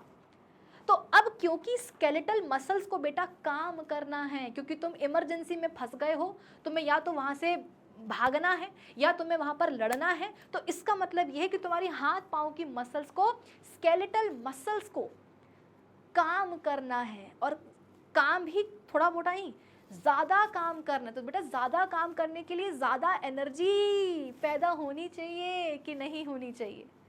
अब तुम ही मुझे बताओ कि एक तुम्हारी बॉडी का जो सपोज सेल है, मसल सेल है, वो ज़्यादा एनर्जी कैसे बना पाएगा। भाई इमरजेंसी सिचुएशन में क्या होता है, स्केलेटल जो मसल्स होती हैं उनकी एनर्जी डिमांड बढ़ जाती है, क्योंकि काम तुम्हें उन्हीं से लेना है, या तो मारोगे या भागोगे, कुछ तो करोगे ना। तो तुम्हारी स्केलेटल मसल्स को ही काम करना है, और ज़्यादा काम कर रहे हैं तो जाहिर सी बात है बेटा उनकी जो एनर्जी डिमांड होती है वो बढ़ जाती है। वो बोलती है कि भैया ज़्यादा एनर्जी चाहिए, तब जा कर के जो है ना हम ये काम कर पाएंगे, तो भाग पाएंगे या जो है लड़ पाएंगे। तो बेटा ज़्यादा एनर्जी कैसे बनेगी, ज़्यादा एनर्जी तभी बनेगी ना जब तुम्हारे एक मसल सेल को, स्केलेटल मसल सेल को ज़्यादा ग्लूकोज मिलेगा, ज़्यादा ऑक्सीजन मिलेगी। अरे बेटा तभी तो ज़्यादा सेलुलर रेस्पिरेशन से ज़्यादा एनर्जी बनेगी ना, और उसी एनर्जी का इस्तेमाल करके क्या होगा, ये काम करेंगी। अगर इनको ज़्यादा एनर्जी नहीं मिली ना बेटा तो कुत्ता आके तुम्हें काट लेगा, तुम्हें पकड़ लेगा और तुम कतई भाग नहीं पाओगे, तुम पिट जाओगे। कहाँ तुमने सोचा था कि यार अगर 4 खाएंगे तो 2 लगाएंगे भी, पर तुम्हारी मसल्स काम करने के लिए रेडी नहीं, तो तुम क्या होगा, पिटना तो मतलब पिटोगे तो है ना, और मारना तो भूल जाओ बिल्कुल, जो ना तुम उंगली नहीं किसी के ऊपर उठा सकते हो, ये हालत हो जाएगी। तो इसका मतलब ये है कि तुम्हारे जो बॉडी के जो सेल्स हैं, है ना, जो तुम्हारे स्केलेटल मसल सेल्स हैं, उन तक ज़्यादा ऑक्सीजन और ज़्यादा आप बोल सकते हो कि ग्लूकोज सप्लाई बढ़ा देना। तो यहाँ पे मैं लिख दूँ, जो सेल्स हैं उन तक क्या होना चाहिए, मोर ऑक्सीजन एंड ग्लूकोज उनको मिलना चाहिए, मतलब कि सप्लाई जो है वो बढ़ानी होगी सेल्स को, मतलब सेल्स के पास जो है बेटा ग्लूकोज और ऑक्सीजन की जो सप्लाई है वो बढ़ानी होगी। ठीक है, अब ये बढ़ेगी कैसे, तो जब भी अपन लड़ते हैं भगते हैं तो तुमने नोटिस किया होगा अपने जो ब्रीदिंग रेट होता है वो तेज़ हो जाता है कि नहीं हो जाता, अपन ऐसे ज़ोर ज़ोर से सांस लेने लगते हैं कि नहीं लेने लगते हैं। क्यों लेने लगते हैं, क्योंकि ये दोनों hormones adrenaline and nor adrenaline जा करके तुम्हारा ब्रीदिंग रेट बढ़ा देते हैं। ब्रीदिंग रेट बढ़ने से क्या होता है कि तुम ज़ोर ज़ोर से सांस लेते हो, यानी कि ज़्यादा ऑक्सीजन तुम्हारे फेफड़ों में आती है, और वो फेफड़ों से कहाँ जाती है, ब्लड में, और ब्लड से कहाँ आती है, अल्टीमेटली सेल्स के पास। क्योंकि सेल्स में क्या करना है बेटा, ऑक्सीजन और ग्लूकोज की सप्लाई बढ़ानी है, क्योंकि ज़्यादा एनर्जी की डिमांड आ रही है वहाँ पर। तो इसीलिए दोनों हार्मोन्स क्या करेंगे, ये जा करके ब्रीदिंग रेट बढ़ा देंगे, ताकि मोर ऑक्सीजन तुम इनहेल करो, ब्लड में जाए, और ब्लड से कहाँ जाए, सेल्स के पास जाए, ताकि ऑक्सीजन जो है भर भर के मिले सेल्स को। उसके अलावा जब भी अपन ऐसे लड़ते हैं या भगते हैं या डरते हैं तो बेटा अपना हार्ट रेट भी तो बढ़ जाता है ना, ब्रीदिंग रेट तो बढ़ता ही बढ़ता है, हार्ट रेट भी तो इंक्रीज होती है कि नहीं होती है, दिल की धड़कनें बढ़ती कि नहीं बढ़ती है। अरे यार, तुमको कोई मारने के लिए आ रहा होगा, तुम पिट रहे होंगे, या तुम भाग रहे होंगे, तुम डर रहे होंगे, तो दिल जोर जोर से धड़कता है कि नहीं धड़कता। क्यों धड़कता है बेटा, क्योंकि बेटा हार्ट है क्या तुम्हारा पंपिंग ऑर्गन ना, अल्टीमेटली वही तो ब्लड पंप करता है ना डिफरेंट बॉडी सेल्स तक। तो हमें क्या करना है, हमें सेल्स के पास ज़्यादा ऑक्सीजन ज़्यादा ग्लूकोज पहुंचाना है। लेकिन बेटा तुम खुद बताओ कि सेल्स के पास ग्लूकोज एंड ऑक्सीजन पहुंचते कैसे हैं, अरे ब्लड के थ्रू पहुंचते हैं कि नहीं पहुंचते हैं।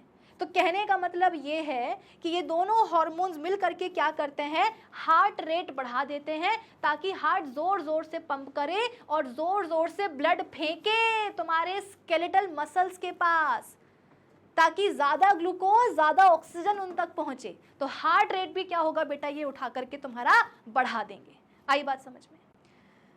उसके अलावा अब बेटा अगर कुत्ता तुम्हारे पीछे पड़ा है, कोई तुम्हें मारने आया, मतलब अगर तुम किसी इमरजेंसी, तुम किसी स्कैरी सिचुएशन में फंसे हुए हो, तो अगर उस समय तुम्हारी स्किन ग्लो ना करे तो चलेगा ना।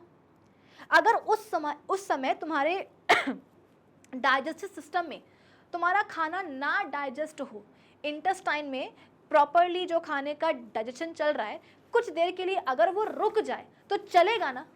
कि तुम ये बोलोगे कि नहीं मैम, भले ही पिटे, भले कुत्ता आके काटे, लेकिन स्किन तो हमारी ग्लो करनी चाहिए।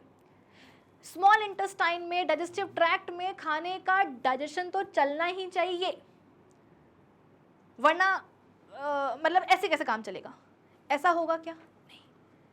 अगर कुछ टाइम के लिए बेटा ब्लड सप्लाई स्केलेटल मसल्स तक, सेल्स तक डाइवर्ट कर दी जाए कुछ टाइम के लिए, मैं कह रही हूँ हमेशा के लिए नहीं कह रही हूँ, ठीक है ना, तो कुछ बिगड़ेगा तो नहीं ना। क्योंकि हम अल्टीमेटली क्या चाहते हैं कि ब्लड एंड ऑक्सीजन की सप्लाई सेल्स तक बढ़ जाए, ब्लड और सॉरी ऑक्सीजन एंड ग्लूकोज की सप्लाई जो है वो सेल्स तक बढ़ा दी जाए। और ऑक्सीजन एंड ग्लूकोज कैसे पहुंचेंगे सेल्स तक, तो ब्लड के रास्ते।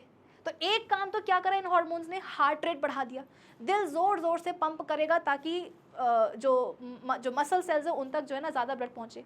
उसके अलावा ये दोनों हार्मोन्स क्या करते हैं, स्किन एंड इंटेस्टाइन की जो ब्लड सप्लाई होती है उसको ये डाइवर्ट कर देते हैं, कहाँ डाइवर्ट कर देते हैं, टुवर्ड्स स्केलेटल मसल सेल्स।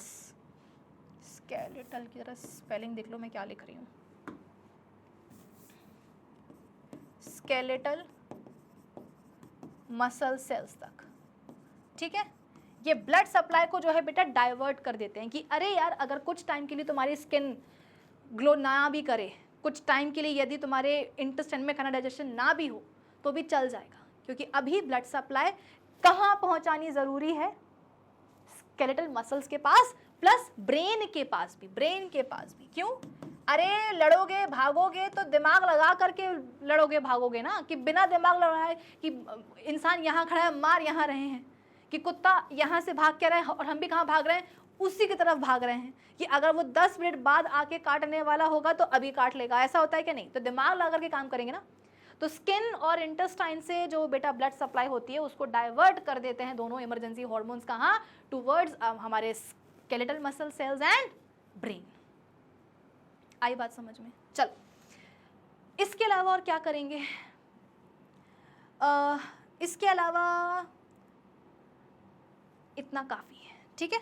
चलो, तो समझ में आ गया कि मेड्यूला पार्ट से निकले दो hormones, adrenaline and nor adrenaline, emergency hormones कहते हैं, 3F हार्मोन्स बोलते हैं। इन 3F की कंडीशंस में ये बॉडी में निकलना शुरू होते हैं और ये सारे बेटा काम करते हैं, ठीक है। आगे बात समझ में? चलो, अब अपन फटाफट से बेटा इस चीज़ को रीड भी कर लेते हैं, ठीक है। शुरुआत अपन बेटा मेडुला से ही कर देते हैं। आ जाओ, कहाँ गया मेडुला?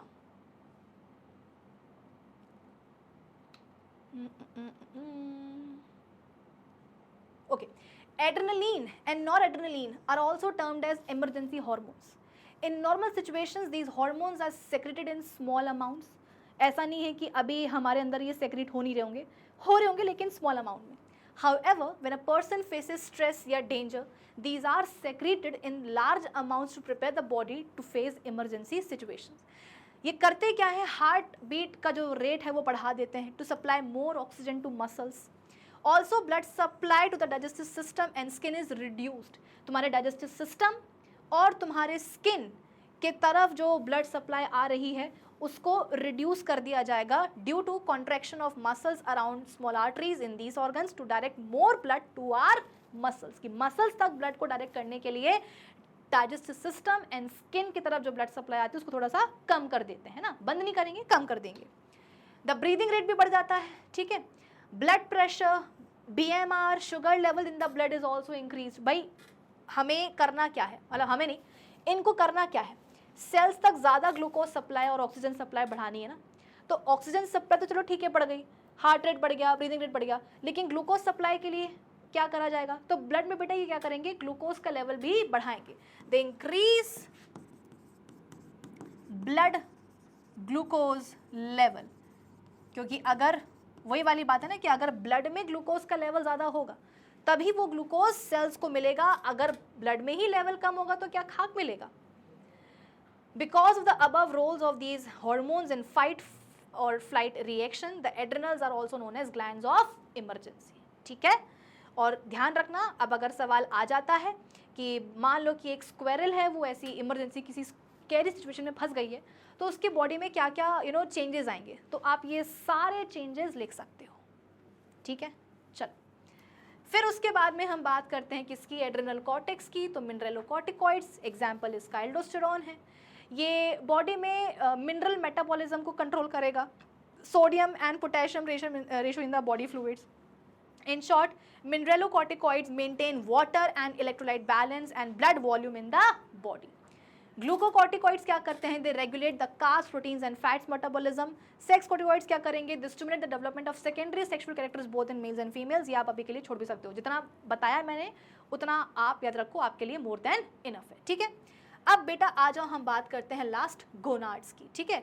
अब देखो गोनाड्स का ऐसा है कि जब अपन बात करेंगे नेक्स्ट चैप्टर में रिप्रोडक्टिव सिस्टम की, तो वहाँ पर मुझे आपको गोनाड्स के बारे में बताना ही है। अभी एकदम बेसिक बता देती हूँ, डिटेल में अपन पढ़ेंगे अपने अगले चैप्टर में, ठीक है। अभी के लिए बेसिक बता देती हूँ। आपको अगर याद हो तो हमारे हाइपोथैलेमस से, या उसके भी पहले तुम ये देख लो, जब अपन बात करते हैं गोनाड्स की तो मेल्स के पास होते हैं 2 टेस्टिस, ठीक है। ये हो गए हैं 2 टेस्टिस मेल्स में,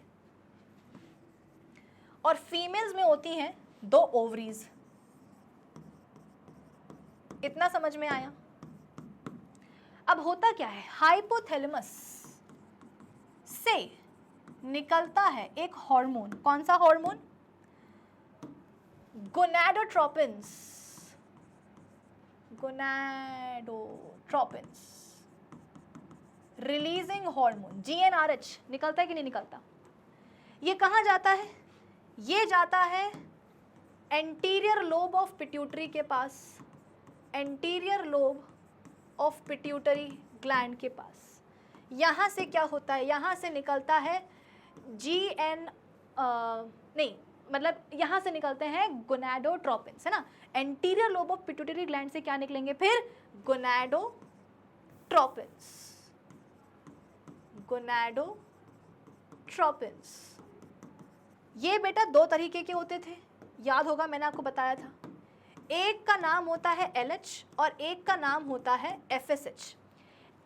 LH का फुल फॉर्म होता है ल्यूटेनाइजिंग हार्मोन और FSH का फुल फॉर्म होता है फॉलिकल स्टिमुलेटिंग हार्मोन। ये दो गोनाडोट्रोपिन्स बेटा anterior lobe of pituitary gland से निकलने शुरू होते हैं, ठीक है।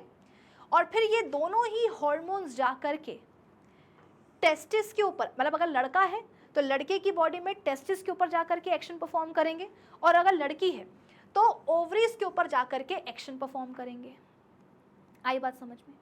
अब टेस्टिस में मेनली रोल होता है किसका? LH का, ल्यूटेनाइजिंग हार्मोन का। क्या काम होता है इसका? देखो अभी मैं बेसिक पढ़ा रही हूँ बेटा, डिटेल अपन अपने अगले लेक्चर में ही पढ़ेंगे, ठीक है। अब हर एक बेटा टेस्टिस में होता ये है कि कुछ लोब्यूल्स पाए जाते हैं जिनको अपन बोलते हैं टेस्टिकुलर लोब्यूल्स, ठीक है। इनको अपन बोलते हैं टेस्टिकुलर लोब्यूल्स। अभी के लिए आप बस लोब्यूल्स बोल दो, लोब्यूल्स।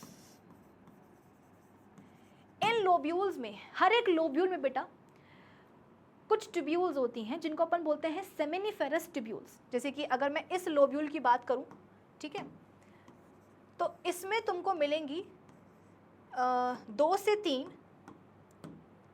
Seminiferous tubules. छोटी छोटी ट्यूब्यूल्स होती हैं जिनको अपन बोलते हैं सेमिनिफेरस ट्यूब्यूल्स। इन ट्यूब्यूल्स के बाहर कुछ सेल्स होते हैं बेटा जिन्हें अपन बोलते हैं लेडिक सेल्स। क्या बोलते हैं? Leydig cells. इतना समझ में आ रहा है कि नहीं? यहाँ तक समझ में आया था ना कि किस तरीके से हाइपोथैलेमस से GnRH आया, एंटीरियर लोब से क्या निकला? गोनाडोट्रोपिन्स। दो तरह के होते हैं, LH एंड FSH। अब FSH to be more specific, LH क्या करेगा टेस्टिस के लेवल पर, वो मैं तुमको बता रही हूँ कि दोनों टेस्टिस में कुछ लोब्यूल्स होते हैं। हर एक लोब्यूल में कुछ 2-3 ट्यूब्यूल्स होती हैं जिनको अपन बोलते हैं सेमिनिफेरस ट्यूब्यूल्स। सेमिनिफेरस ट्यूब्यूल्स के आसपास कुछ सेल्स होते हैं जिनको अपन बोलते हैं लेडिक सेल्स। अब होता ये है कि वो जो LH था ना, LH ल्यूटेनाइजिंग हार्मोन, वो आएगा और लेडिक सेल्स को आकर के स्टिमुलेट करेगा। किसको करेगा? लेडिक सेल्स को आकर के स्टिमुलेट करेगा। तो लेडिक सेल्स पता है क्या करेंगे? लेडिक सेल्स यहां से सेक्रीट करेंगे male sex hormone, that is testosterone.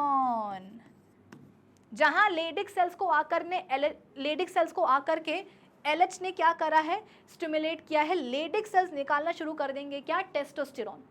अब ये टेस्टोस्टेरॉन कहाँ जाएगा? इन सेमिनिफेरस ट्यूब्यूल्स के अंदर जाएगा। भाई हार्मोन निकले तो कहीं ना कहीं तो जाएगा ना। ये जाएगा सेमिनिफेरस ट्यूब्यूल्स के पास, और सेमिनिफेरस ट्यूब्यूल्स के अंदर जाकर के पता है क्या करेगा? वहां पे स्पर्म्स का फॉर्मेशन शुरू करवा देगा। सो इनिशिएट द फॉर्मेशन या इनिशिएट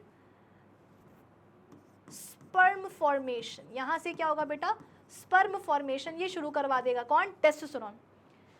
फिर ये और पता है कहाँ जाएगा? ये ब्लड में भी जाएगा, और ब्लड में जाकर के क्या करेगा? लड़के में सेकेंडरी सेक्सुअल कैरेक्टर्स लेकर के आएगा। जैसे कि जहाँ बच्चों की 12-13 साल की उम्र होती है बेटा, जब बच्चे छोटे होते हैं ना, लड़का लड़की ऑलमोस्ट एक जैसे ही होते हैं, आवाज़ की जो पिच है वो भी एक जैसी है, फिजिकली भी एक जैसे ही दिखते हैं, है ना, कि डांस कंपटीशन हुआ, लड़कों को लड़की बना दिया, लड़की को लड़का बना दिया, लाइक दैट। ऐसा कोई डिफ्रेंसिएशन हमें दिखता नहीं है।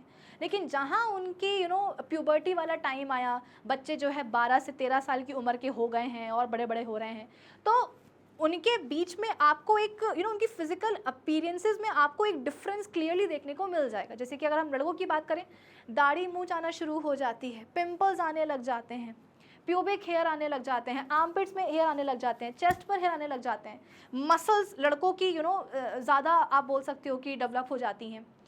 आवाज़ में भी चेंज आ जाता है कि पहले तो मैम मे आई कम इन, और जहाँ वो बड़े हुए मैम मे आई कम इन, है ना, तो ये आवाज़ में चेंज आ जाती है। तो इन सबको बेटा अपन क्या बोलते हैं, सेकेंडरी सेक्सुअल कैरेक्टर्स। ये कौन लेकर के आता है, ये टेस्टोस्टेरोन हार्मोन ही लेकर के आता है। तो LH यानी कि ल्यूटेनाइजिंग हार्मोन ने आकर के क्या किया, लेडिक सेल्स को स्टिमुलेट किया ताकि ये निकाले टेस्टोस्टेरोन। ये कहाँ गया, सेमेनिफेरस ट्यूब्यूल्स में, वहाँ पर जाकर के इसने स्पर्म्स का फॉर्मेशन शुरू करवाया। साथ में गया कहाँ, ब्लड में, जहाँ पर ये लड़के में सेकेंडरी सेक्सुअल कैरेक्टर्स लेकर के आ जाएगा। ठीक है, अब इसके बाद में हम बात करते हैं बेटा फीमेल्स में।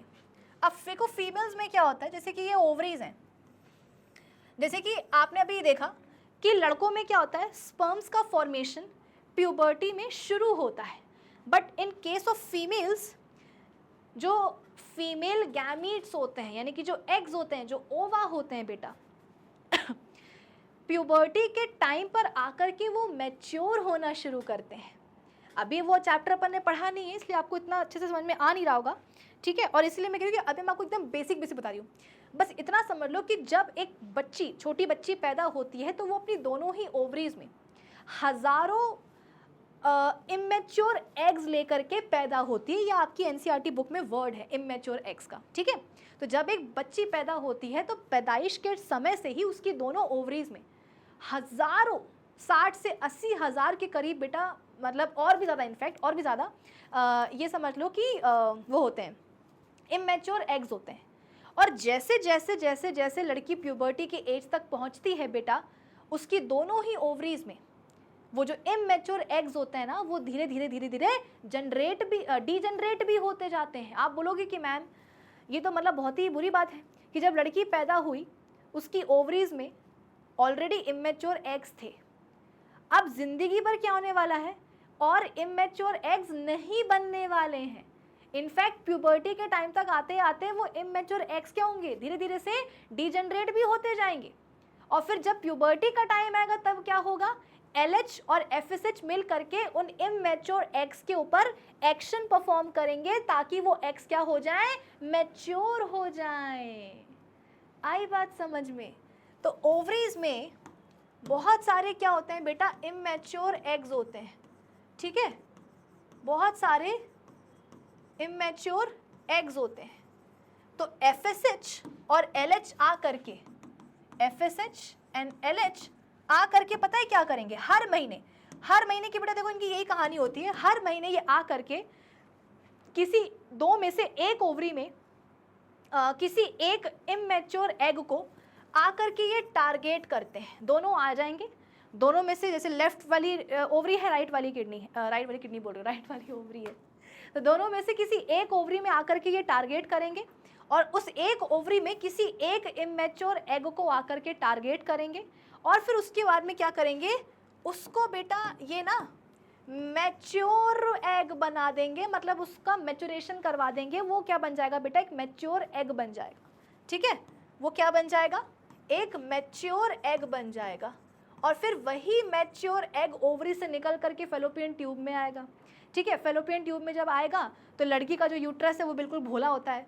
लड़की की यूट्रस को लगेगा कि अरे प्रेगनेंसी हो सकती है, तो जो जायगोट आएगा उसको पकड़ने के लिए क्या करते हैं, यूट्रस की जो लाइनिंग है वो मोटी हो जाती है, ब्लड सप्लाई जो है वो बढ़ जाती है।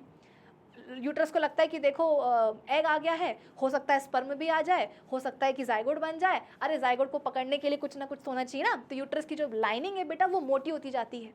लेकिन अभी लड़की बेटा 12-13 साल की उम्र की है, स्पर्म कहाँ से आने वाला, नहीं आने वाला। तो होता ही कि कुछ दिन इंतजार करने के बाद यूट्रस की जो लाइनिंग होती है ना वो टूटने लग जाती है और टूट करके बाहर निकलती है, जिसको अपन बोलते हैं मेंस्ट्रुअल ब्लीडिंग। समझे? तो जब लड़की प्यूबर्टी के एज में आई, LH एंड FSH हार्मोन आए, ओवरीज पर अटैक करा। हर महीने की एक ही कहानी होती कि किसी एक ओवरी की किसी एक एग, इमेच्योर एग को आकर के ये टारगेट करते हैं, उसको मैच्योर बना देते हैं। और बेटा उसी मैच्योर्ड एग से पता है क्या होता है, फिर दो जो फीमेल सेक्स हॉर्मोन्स होते हैं वो निकलते हैं, oestrogen and progesterone. Mature egg से अल्टीमेटली क्या होता है, ये दोनों फीमेल सेक्स हार्मोन जो है वो निकलते हैं, ठीक है। जो ईस्ट्रोजन है बेटा यही क्या करता है, लड़कियों में फीमेल सेकेंडरी सेक्सुअल कैरेक्टर्स लेकर के आता है कि ब्रेस्ट एनलार्ज हो रहे हैं, ठीक है, प्यूबिक हेयर आ रहे हैं, आर्मपिट्स पर बाल आ रहे हैं, लाइक दैट, ठीक है। तो सेकेंडरी सेक्सुअल कैरेक्टर्स यही लेकर के आता है। ये जो है ये यूट्रस की लाइनिंग को प्रिपेयर करने में हेल्प करेगा, ठीक है। इतना समझ में आ गया? Okay, so this is all about gonads. In males a pair of testis present होते हैं, ग्रुप ऑफ इंटरस्टिशियल सेल्स जिनको अपन लेडिक सेल्स बोलते हैं, ये कहाँ पाए जाते हैं, सेमिनिफेरस ट्यूब्यूल्स के बीच बीच में पाए जाते हैं। टेस्टोस्टेरोन आएगा, कहाँ से आएगा, लेडिक सेल्स निकालेंगे under the influence of hormone luteinising hormone, ठीक है। ये टेस्टोस्टेरोन करेगा क्या, ग्रोथ एंड डेवलपमेंट करवाएगा मेल एसेसरी ग्लैंड्स की, जैसे कि प्रोस्टेट हो गया, पीनस वगैरह हो गया। सेकेंडरी सेक्सुअल कैरेक्टर्स लेकर के आएगा, दाढ़ी मूंछ आ जाएगी, शोल्डर्स ब्रॉड हो जाएंगे, आवाज़ डीप हो जाएगी, ठीक है। फिर उसके बाद में also stimulates the formation of sperms in seminiferous tubules. Ovaries होती हैं, ठीक है, ईस्ट्रोजन एंड प्रोजेस्टेरोन हार्मोन निकलते हैं। ईस्ट्रोजन क्या करता है, ये मैच्योर जो वो होते हैं एग उसी से निकलता है। It stimulates the development of primary sex characteristics in female, growth of fallopian tube, uterus, vagina, inner lining of uterus, development of secondary sexual characters, ठीक है। और प्रोजेस्टेरोन क्या करेगा, अभी के लिए आप बस इतना ध्यान रख लो कि यूट्रस की लाइनिंग को थिक करने में हेल्प करेगा, दैट्स इट। अब बेटा ये पूरी वो टेबल है जहाँ पर हम सारे ही ग्लैंड्स और उनकी जो रिस्पेक्टिव हार्मोन्स हैं उनको टेबुलर फॉर्म में जो है रिवाइज करते हैं इस टेबल की मदद से, ठीक है। तो आप चाहो तो वीडियो को पॉज करते जाओ और इस पूरी टेबल का जो है बढ़िया से स्क्रीनशॉट लेते जाओ, वीडियो को पॉज कर करके लेते जाना स्क्रीनशॉट, ठीक है। ये सब कुछ मैं आपको पढ़ा चुकी हूँ, ऐसा कुछ भी नहीं है जो अब अपना छूटा हो, ठीक है। चलिए